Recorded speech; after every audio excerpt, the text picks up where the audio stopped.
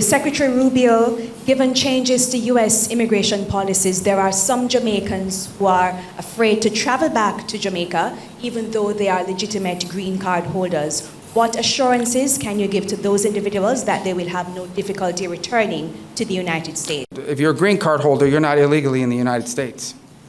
If you're a green card holder, you are legally in the United States. What the president has said, and I don't know how anybody can disagree with this, every country in the world has immigration laws. And immigration laws, if you don't enforce them, you don't have immigration laws. Over the last few years, we've had, 13, 14, 15 million people enter the United States unlawfully and irregularly. No country in the world can assume that. By the way, that's not unique to us, right? Even here in Jamaica, you've faced challenges of migration.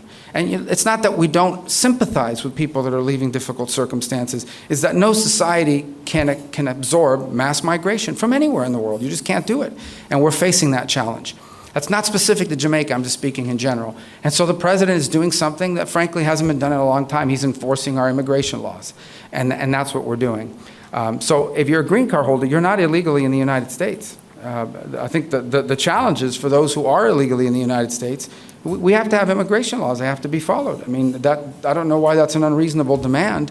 And frankly, I mean, Jamaica is not a major source of illegal migration, to be frank. It's not even in the top 10 or top 20, for that matter, I don't think. But that said, we are enforcing our immigration laws, because here's what happens if you don't. You'll get another 12 million people.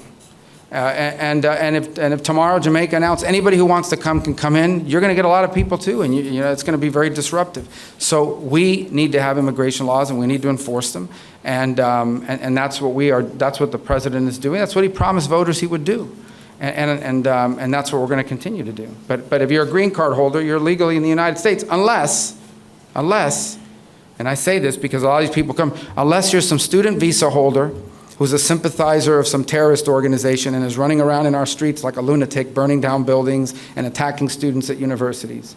If you're one of these lunatics that's going to put on a mask over your face and break into a student union center and harass students, and we wouldn't have let you in the first place. If you had told us that, if you told us, I'm going to America not just to study at your university, but to tear up your campus, we would have never let you in.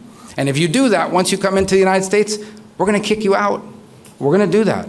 And I don't care what terrorist organization they're supporting, we're going to kick you out. If you're a gang member, we're going to kick you out. Okay? If you're one of these violent gang members that's coming to the United States, then we're going to kick you out. That we're going to do. There's no doubt about it. But the president's very committed to that. And but if you're a green card holder and you're not any of these things, you're going to be fine.